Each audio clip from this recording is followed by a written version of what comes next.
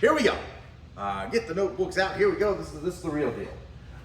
And we're going to talk about the 5 dragons of limitation. The 5 dragons of limitation. Now, in Buddhist philosophy, they actually call it the 5 hindrances. But kind of in my nerdy little way, I like to use dragons. I just like the symbology of it. I love dragons.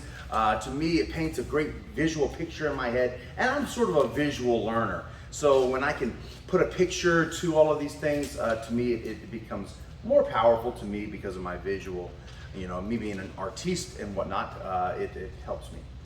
Okay.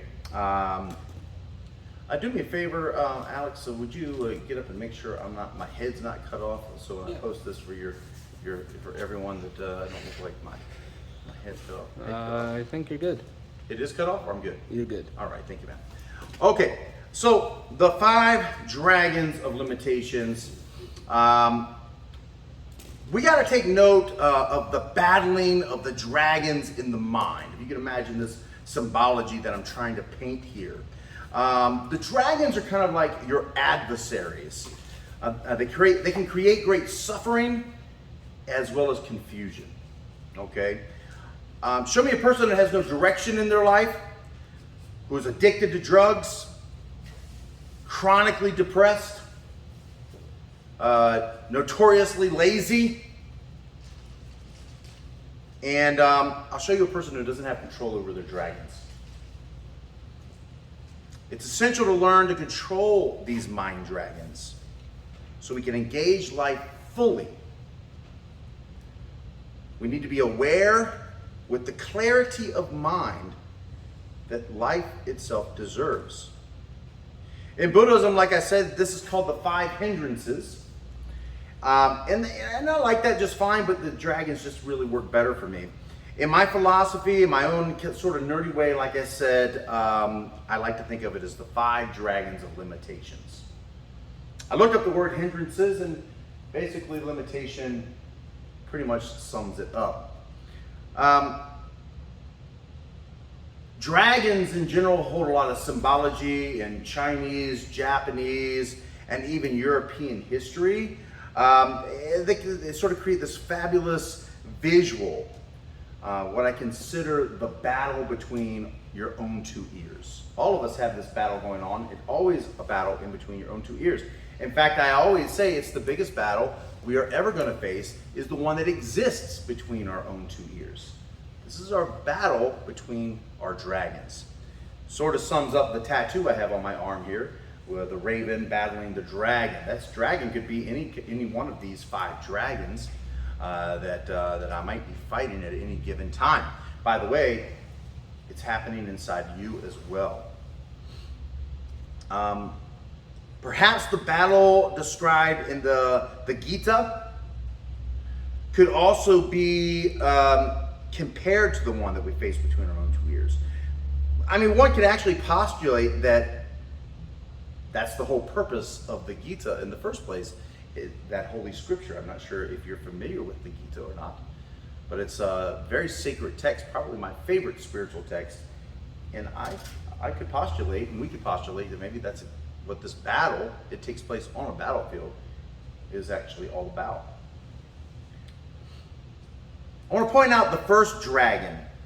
The first dragon represents sensual desire. Ooh. That almost feels dirty me saying it. The first dragon is the dragon of sensual desire. I imagine it as this beautiful, attractive dragon. It smells good. It looks beautiful. Sensual desire is referring to something that you are paying attention to that is giving you a positive emotion at this moment or at the moment. Sensual desire can come from all, and does come from all 5 senses. Touch, taste, visual, smell, hearing.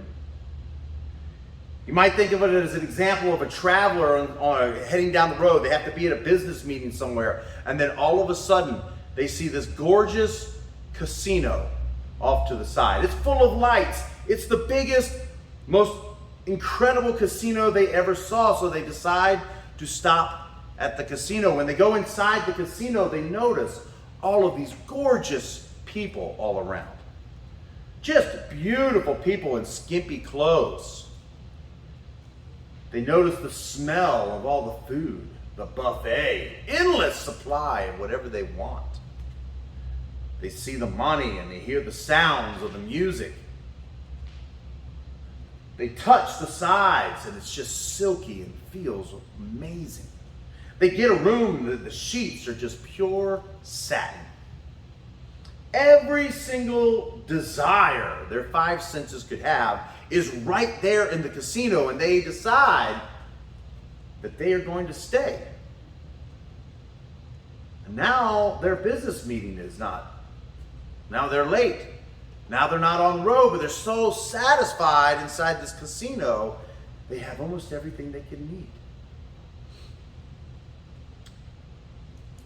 They followed the temptation.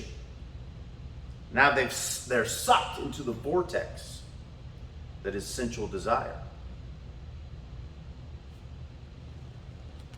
In this case, and other cases like it, similar, you can't find clarity of mind.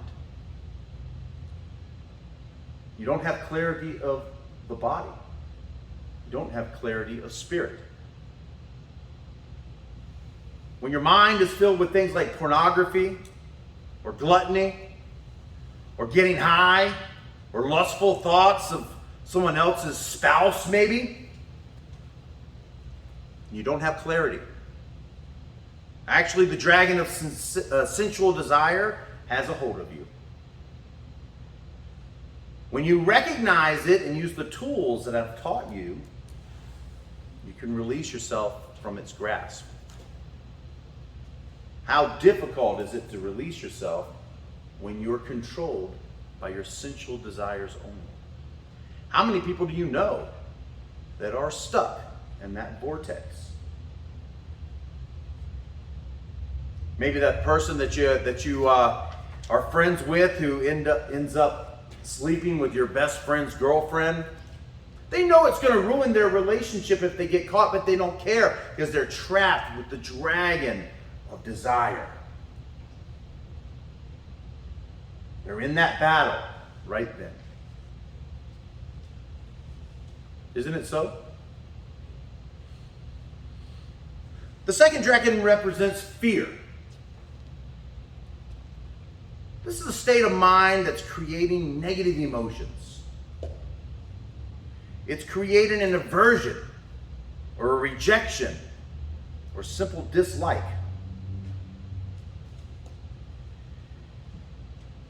You might even consider this, like they do in Buddhism, they call it the hindrance of ill will. But if I think about ill will, then I've got to think about anger. When I think about anger, then I recognize that anger is just a direct result of fear. So in Buddhism, we do call it the hindrance of ill will, but ill will, when you dig deep, is really nothing more than the dragon of fear. Fear is the source of things such as anger, pride, anxiety, jealousy, judgment, revenge, and ill will. When you talk about the dark side, you talk about Star Wars and things like that, what do they say in Star Wars? They say fear is what? Anger leads to fear, and fear leads to, I don't really remember these. There's a quote in Dune, fear is the mind killer as well. Fear is the mind killer. Yeah, I like that. Dune? Yeah, I like that. Fear is the mind killer. Star Wars talks about it. Fear leads to the dark side. Fear leads to anger. Anger leads to whatever the quote is. I'll have to look it up. It leads to the dark side. You might consider the traveler again. He was on his trip and it begins to rain. But the traveler dislikes rain. The road becomes long and dark, and the traveler hates to drive in the dark. Plus, it's windy. The traveler hates the wind. Not only is it raining and dark and windy, the traveler just hates the situation all together. The situation makes him feel afraid. Puts him in a state of fear. Therefore, his anger and anxiety arise. All of these things makes his journey very unpleasant. It's more likely that he will discontinue his journey unless he lets go of his fear, lets go of his ill will. You guys should all remember that happiness and unhappiness come and go like the changing of the seasons. Both have their birth in one's perception alone. That being said, the wise person who recognizes that fear, judgment, resentment, and ill will are nothing more than a perception. This perception brings forth ill will, is what I call the dragon of fear. When you get upset, you're probably in fear of loss. When you get upset at someone else, you're probably in a fear of looking bad in front of someone. When you get upset, you might be in fear of missing out on something. When you're in fear, you might be feeling like you are unsatisfied, not able to satisfy yourself. When you're feeling anxiety, what is that except for fear? When you're feeling these things, you're in the battle. The battle with the dragon of fear. It's possible to win this battle when you use some of the tools that I've showed you. But you have to be willing to use them. You have to be willing to do them, put them into action. We'll talk about the law of action another day. The third dragon represents depression and laziness. The heaviness of body and the dullness of your mind. This could be seen as non-motivation or even as depression. The person may feel like they're imprisoned. They might feel trapped inside of themselves, unable to escape. Many people imprisoned by the dragon of depression feel numb, have a hard time even getting out of bed. They might find themselves sleeping their life away in an attempt to escape from their suffering. They find themselves struggling to make any kind of physical or mental effort. Typically, people who struggle with this dragon finds themselves lost in search for meaning in their lives. They don't know who they are, and they don't know what they want to be. To escape the imprisonment of the third dragon, the person must use the tools. To break the chains of the dragon of depression. What tools have you already gotten? Processing of your emotions, bringing yourself to the present moment, recognizing when it comes up, learning how to be the surfer, not the swimmer, certainly not the one turning their back to their emotions, learning actually how to keep it real with yourself, learning how to keep it real with other people, learning how to keep it real with the things that you're doing and keeping it real with the results that you are having. These are powerful tools that you have in your toolbox already that you can apply to this war. The fourth dragon represents restlessness. This is my favorite one and least favorite one. The dragon of restlessness. This is the state of the unsettled mind. Your mind is unable to settle itself in the present moment. The unsettled mind and restless mind is always either looking into the future or traveling into the past. This dragon is always tormenting us about what we didn't say, about what we did say, about what we could have done, about what we should have done, about what we're gonna do, about what we didn't do, about the things that happened to us, and about the things that might happen to us. So attached to these things. Wake up, I say. Wake up, hello. You're right here. And nothing is happening except for what's happening right now. In you guys' case, you're just sitting, watching me. If you're watching this on video, you might be driving. Sitting at your computer.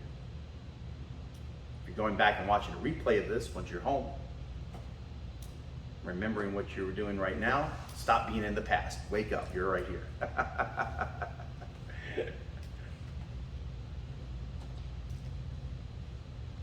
So that dragon is a special kind of dragon. The dragon of restlessness. Might keep you awake at night. Sometimes it keeps me awake at night. Keeps me from sleeping. All the things that happened to me. All the things that could happen to me. My plans, my schemes. You ever seen that TV show Pinky and the Brain? Myself asks myself, it says, self, what are we going to do today? And I say, well, self, tomorrow's plan is I'm going to take over the world. Of course, when it doesn't happen, I ask myself, I say, self, and myself says, yes. It says, what happened? Why didn't we take over the world? Well, self, if you had just done this, this might have helped you. You might have been able to take over the world. So, self, here's the plan for tomorrow. And I say, okay, self, let's try it. What are we going to do tomorrow? Tomorrow we're going to take over the world. It doesn't work out tomorrow, then I'll maybe have the same conversation late at night, keeping myself up. Or maybe you're just having something that's happened to you, a past event that becomes traumatic, a scar that happens to you, to your heart, it creates a deep wound. That dragon rises up again, relives it over and over and over again because he loves to see you squirm. Just like a bully, huh? Bring up the things that's painful for you. The dragon loves to torture you. He's not teasing you about what you could do. He's beating you up over the things that did happen, or you did do, or something else did. The tools that I've helped you with, you should try to apply them. Learn how to become present. Learn how to quiet that dragon. The Buddhists call it the monkey mind. Your monkey mind, always jumping from one branch to another. Doesn't stay very long in one branch. It's not satisfied. It jumps to another branch. It's all over the place. The monkey mind makes it incredibly difficult to do things like focus in the present moment.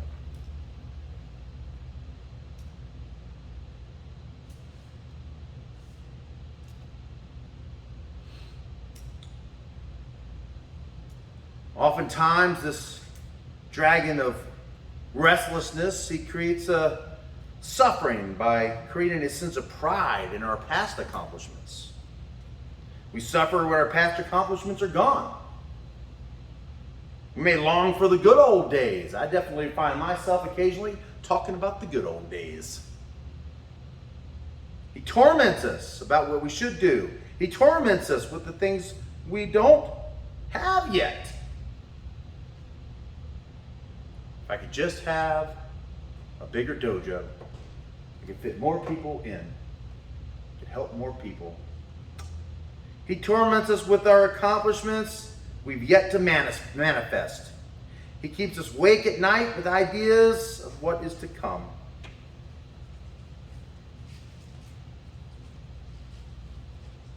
We're always stuck with this dragon. It makes us have a difficult time gaining clarity of mind. The question is, how do we control this? As you guys have already heard, I like to liken it to driving a car.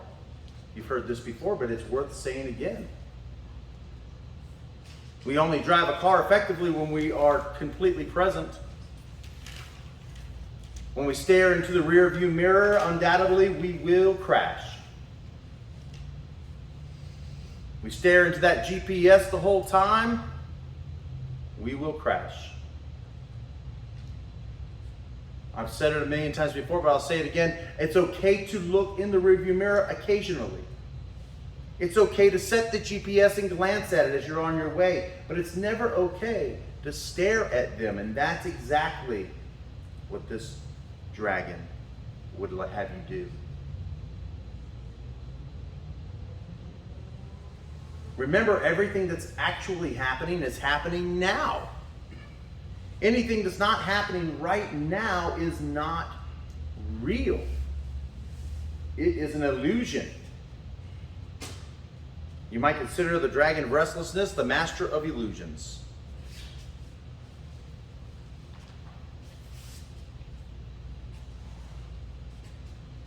The fifth dragon is the dragon of skeptical doubt. Actually, that's what they call it in Buddhism as well. The hindrance of skeptical doubt. When we're trapped by this dragon, it's very easy to not be able to make a decisive decision. In this state, we are covered by the shadow of doubt. Your mind has trouble synchronizing itself with your actions. Therefore, you get disconnected from your goals and your dreams. When you've filled yourself with self-doubt, then you will halt all of your forward momentum. It can stop you in your tracks. It can stop you in your tracks. How often are you filled with self-doubt? I could graduate, but I don't think I'm smart enough. I could ask that girl out, but I don't think I'm good looking enough. I could join the soccer team, but I'm not in shape enough. Maybe I'll start martial arts, but after I lose a little weight. Maybe I'll start that business, but I doubt I can be successful. Maybe, just maybe, I'll do that golf tournament. No, I don't think I could win.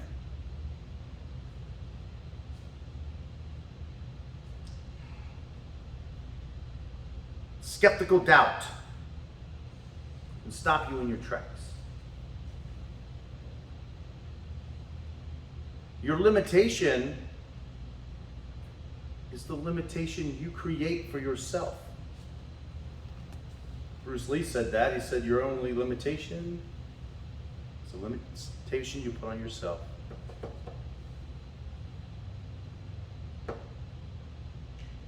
Very wise words for such a young man. Actually, he didn't create it himself. It comes from other philosophies. He was well read. He didn't create that. That wasn't an original thought. But regardless, he made it popular, and it's very true.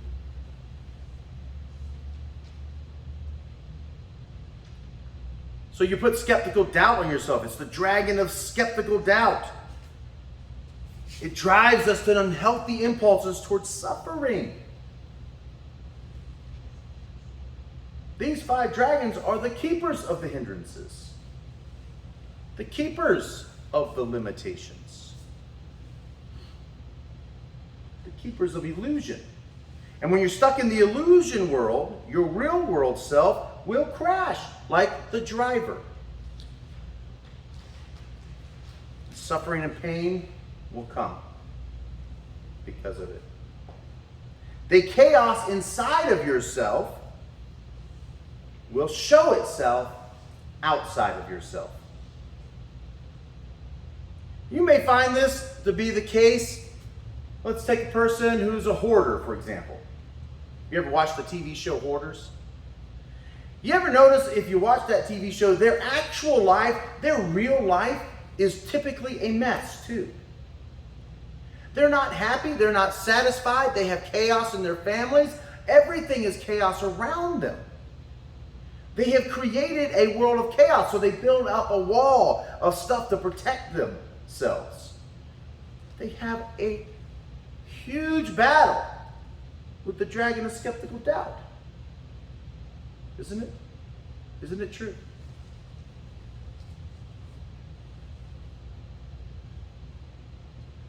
You might know something that maybe not even a hoarder, but they are a filthy mess. Actually, look at their life. Their inside world will reflect on their outside world. Your inside world reflects on your outside world. Might be able to tell by their physical appearance. They let themselves totally go. No care about hygiene. Don't care about brushing their teeth, teeth totally yellow. Don't care about washing their clothes, taking a shower, making themselves look presentable. They don't care. Because inside, it's the same thing. It's a direct reflection of their skeptical doubt in their own selves. That's why one of the very first things you can do to start defeating this dragon is to take care of yourself. Clean up your space. Clean up your life. Clean up your appearance. Brush your teeth. Rinse out your mouth in more ways than just one. Your language too also says a lot about your skeptical doubt. What you're saying. If you have a bunch of garbage coming out of your mouth, probably a bunch of garbage inside here. Not even probably, it's 100% guaranteed.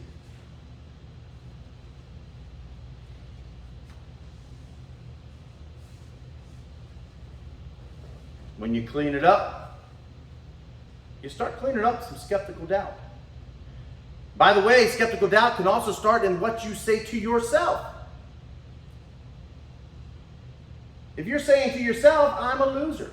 I'll never do this. I can't achieve this. I'll never graduate. I'll never be successful. I'll never get what I want out of life. I can never have a girlfriend. I can never have a boyfriend. I can never have a business. I can never be happy.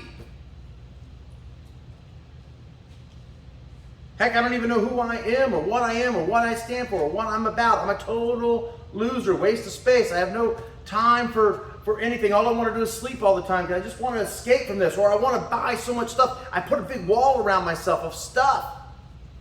Or I want to get so gross and nasty and smell so bad, people just want to stay away from me because I have nothing to offer anyone. It's not true.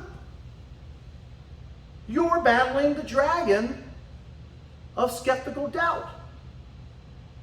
You're in a war. You have this tattoo happening right now for you. This dragon wrapped around my arm could be any one of these 5 dragons. You might be facing one or all 5. Because believe me, I'll tell you and I'll say it again, the biggest battle you're ever going to face is not going to be some guy standing in front of you wanting to square off with you. It's going to be the battle that exists between your own 2 ears. It is the one that's happening 24 hours a day, even keeping you awake at night. It's the one that's happening in your dreams. It's the one that's happening when you're all by yourself and you're talking to yourself. It's the one that's happening when you're riding in the car and no one's around and you're just sort of looking out the window and you're daydreaming. That battle's going on. It's the battle that's happening when you want to walk up to this person and talk to them, but you can't. It's the battle that's happening when you feel like you can compete with somebody, but the fear takes over hold of you and you can't do it. It's the battle that's happening when you want to go to Hawaii, but you can't get on the airplane because you're too scared. It's the battle that's happening all the time. When you recognize it and you know what's going on. Famous cartoon back in the 80s called G.I. Joe. One of my favorite lines from the show, it says, "And knowing is half the battle." It is half the battle. Once you know that this is happening, do you go, oh, ooh, woo, I don't know what's going on anymore? No, you know what's going on. You have the choice then.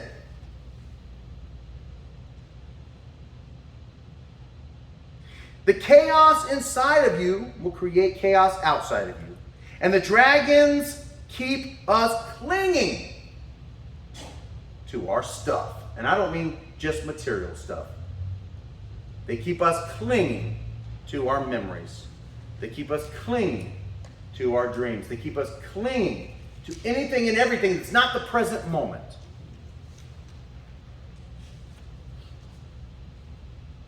These dragons are in constant battle for our undivided attention. They want us to be directly or paying direct attention to them. Each one of these dragons wants your attention. Well, they'll chatter and they'll fight each other, forcing you to become scattered, unfocused, and therefore you forget about the most important thing.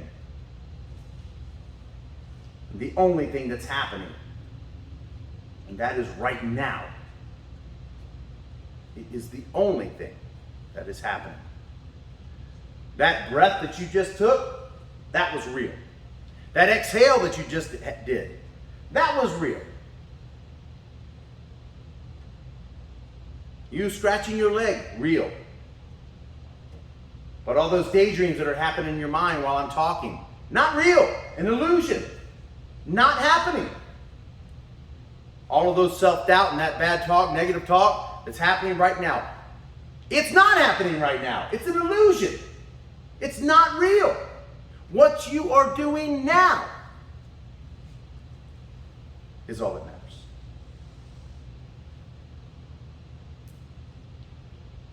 A student of this philosophy lives in the middle road.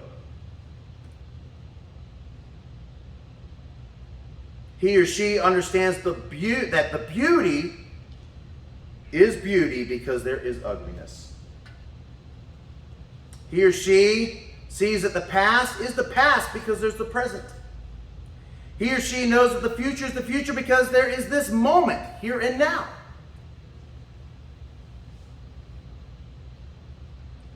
But I do want you to get one thing out of your mind. The idea of getting rid of these dragons is impossible. It's impossible. That would become the state of what is known in Japanese as the state of ku. Not cuckoo, just the state of ku. And the state of ku is perfect. State of perfect. I like to use the symbol of the golden dragon for that. But it's impossible. It's impossible to be in that state of ku.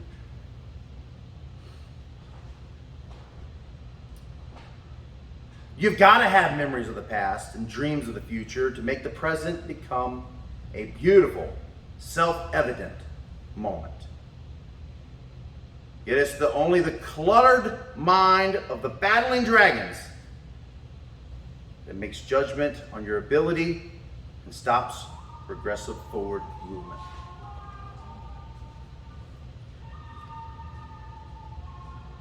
This is the world I call the Matrix, where material excess, social excess, The idea is to walk the middle road.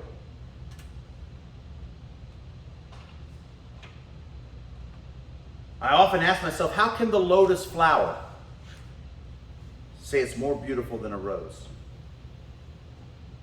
The lotus has no such thoughts. It's not attached to the world of the battling dragons. It lives in total harmony with the universal life force.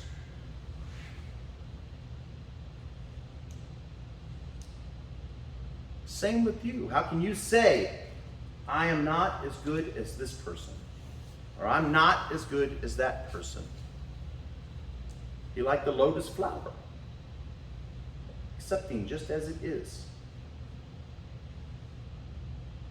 The goal isn't to get rid of one's dragons, but to live at peace with them. This means we must accept the battle without forming an opinion about the battle. We must recognize the strife and struggle of the dragons and then let it go.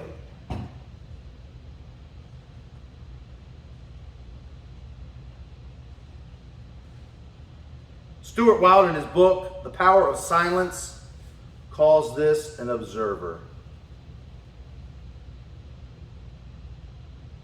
You just observe what's happening.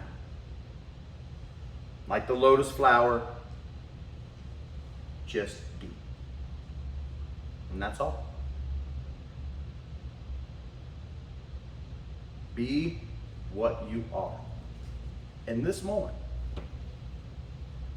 Live without judgments. By the way, you may already know that today is a personal spiritual holiday for me. I'm celebrating it all day today. And I invite you all to celebrate with me. It is the holy day of non-judgment day. And in fact, tomorrow will also be non-judgment day, and it will continue to be non-judgment day until judgment day comes. I really don't know when that is going to be. So I invite you to take part in the holy non-judgment day. Now that you know that you have this battle, when the dragon, whichever one, comes rising up, say, hello, my dear friend. I see you, I hear you. I recognize you. Then use the method practiced by the Shugindo. Breathe in deeply in this moment. Say to yourself, I'm here. Breathe out and say, now.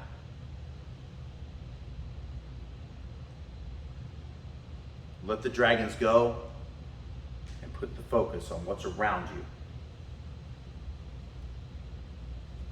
Keep in mind, the dragons will always feverishly try to get your undivided attention. It's normal. It may appear as noise in your head or an inability to focus. It may look like laziness. It may look like greed, pride, lust. The dragon's in the mind. That's where the real battle is. The little self-war. Describe it as that, and use dragons as an analogy, and maybe lighten the mood a little bit. Create a little visual imagery in your head. That way you can learn how to weaponize your own mind to defeat these, what Buddhists call hindrances, and what I call limitations. Mindfulness is the goal. It's the tool you'll need to win this war. The solution is an ongoing war, of this ongoing war is to train yourself daily.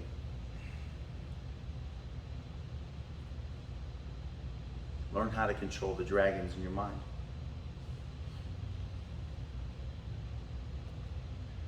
In the end, ultimately, we are truly blessed. Because we are here, now.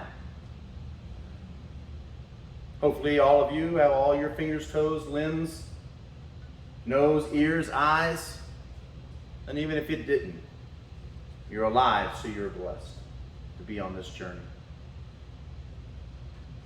You can choose to be exceptional. Not be dragged down by negative, nasty, psychic vampires.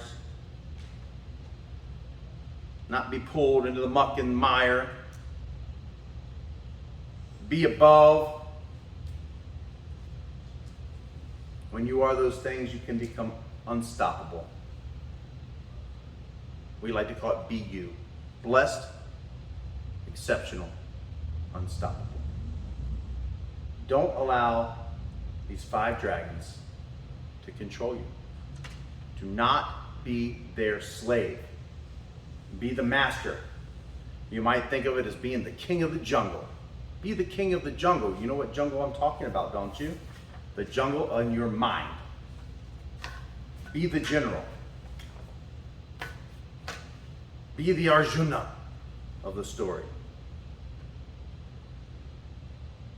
Be the victorious warrior who's facing the dragons.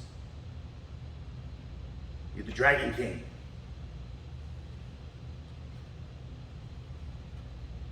Be like the people in the Game of Thrones. Take the Iron Throne. Control the dragons. Whatever imagery you like. It's up to you. And I really mean it's up to you. You can control it. Okay? All right.